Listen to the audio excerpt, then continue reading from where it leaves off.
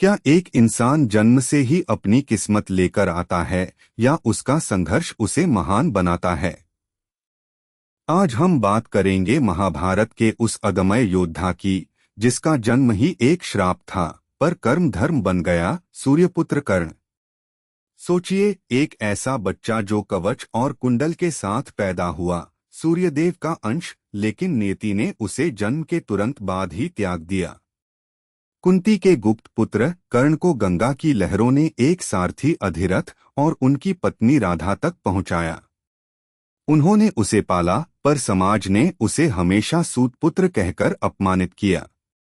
कर्ण के भीतर एक क्षत्रिय का रक्त दौड़ता था, धनुर्विद्या सीखने की एक अदम्य प्यास थी, पर द्रोणाचार्य ने उसे शिक्षा देने से मना कर दिया क्योंकि वह राजपूत नहीं था।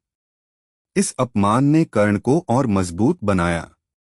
वह पहुंचे भगवान परशुराम के पास, जिन्होंने उन्हें अपना शिष्य बनाया।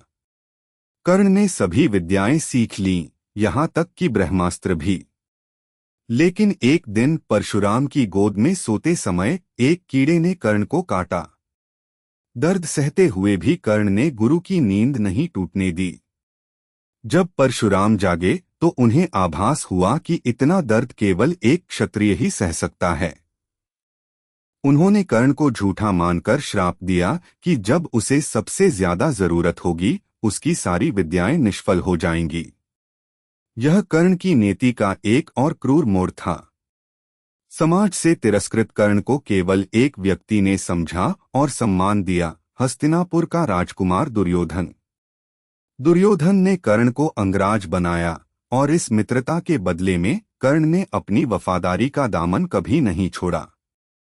वह जानता था कि दुर्योधन अधर्मी है, पर अपनी मित्रता के लिए वह किसी भी हद तक जाने को तैयार था।